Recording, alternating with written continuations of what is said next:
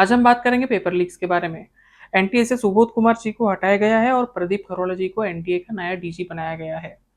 7 लोगों की एक हाई पावर्ड कमेटी बनाई गई है, जिनका काम ये रहेगा कि एनटीए की वर्किंग, ट्रांसपेरेंसी और सिक्योरिटी, इसका डाटा एनालिसिस करके एक रिपोर्ट बना के एजुकेशनल मिनिस्ट्री को सौंपी जाए with in a period of 2 months. Congress ने एक पोस्टर रिलीज किया है जिसमें उन सारे एग्जामिनेशंस का नाम दिया गया है 2014 से लेकर अब तक जिनका पेपर लीक हुआ था। हालांकि हमें ये भी नहीं भूलना चाहिए कि राजस्थान में कांग्रेस की सरकार के अंडर लगभग 15 पेपर लीक्स हुए थे। प्रधानमंत्री मोदी, जिन्होंने अब तक स्टूडेंट्स के कई सारे सेशंस लिए हैं अबाउट स्ट्रेस मैनेजमेंट, एग्जाम में कैसा पढ़ना है, मार्क्स कैसे अच्छे लाने हैं और एग्जाम के टाइम में टेंशन कैसे कम करना है, आज वही प्रधानमंत्री मोदी नीट के मुद्दे को लेके कुछ भी नहीं बोल रहे हैं। आइए देखते हैं कि राजस्थान में जब पेपर लीक्स हुए हैं तब प्रधानमंत्री मोदी का इस पे क्या कहना था। मेरे परिवारजनों, राजस्थान के हर क्षेत्र में कांग्रेस की सरकार के विरुद्ध जनाक्रोश बढ़ता जा रहा है।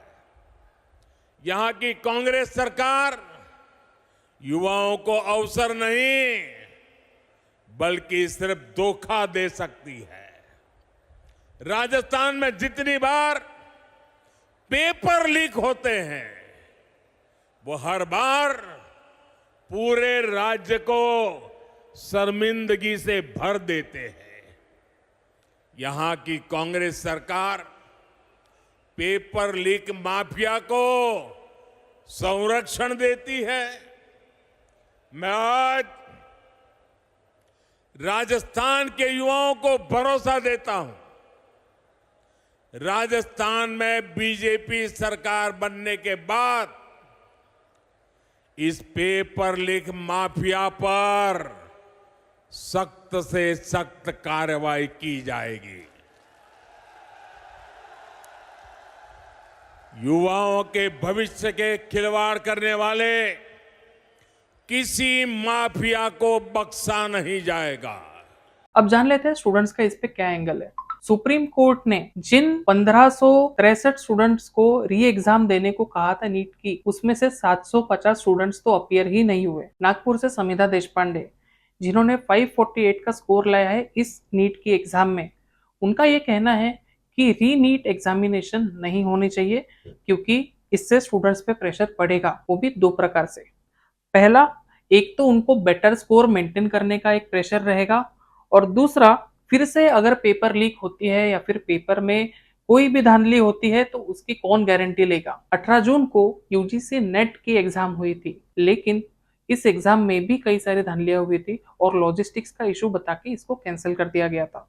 नागपुर के कई स्टूडेंट्स को इसकी कार्बन कॉपी भी नहीं दी गई थी। नीट पीजी का एग्जाम जो कि 23 जून को होना था वो भी कैंसिल हो चुका है और उसको भी पोस्टपोन कर दिया गया है।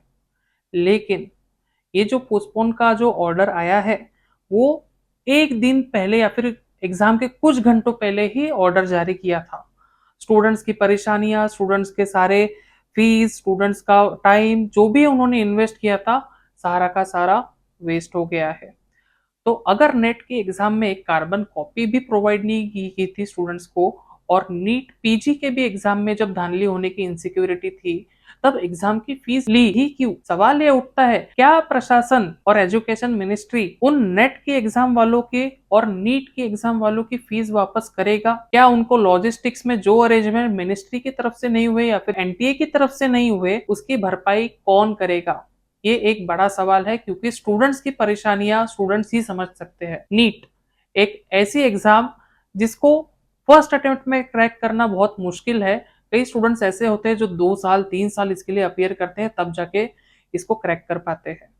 लेकिन उन स्टूडेंट्स पे क्या प्रेशर रहा होगा जिसका ये 3rd या 4th अटेम्प्ट रहा है और जिसको अच्छे मार्क्स भी मिले लेकिन पेपर लीक हो गया, तो आज हमें ये सब देखने को मिल रहा है। तो इतने साल तक प्रिपरेशन करने के बाद दूसरा, तीसरा या चौथा अटेम्प्ट देने के बाद भी इतनी गड़बड़ी जब एग्जामिनेशन में होती है तो उन स्टूडेंट्स के मानसिक स्तर पे क्या असर पड़ता है। मेंटली डिस्टर्ब हो जाते होंगे वो स्टूडेंट्स, प्रेशर के अंदर दब जाते होंगे या फिर डिप्रेशन में जाते होंगे। कई स्टूडेंट्स तो ऐसे हैं जो कि प्रिपरेशन करते करते ही अपना दम तोड़ देते हैं और सुसाइड कर लेते हैं। एजुकेशन मिनिस्ट्री कब समझेगा इन स्टूडेंट्स की परेशानियों को? आज जब Dharmendra Pradhan education minister oath ले रहे थे तब अपोजिशन पूरा शेम शेम चिल्ला रहा था, जिसके वीडियो क्लिप्स आप देख ही सकते हो। श्री धर्मेंद्र प्रधान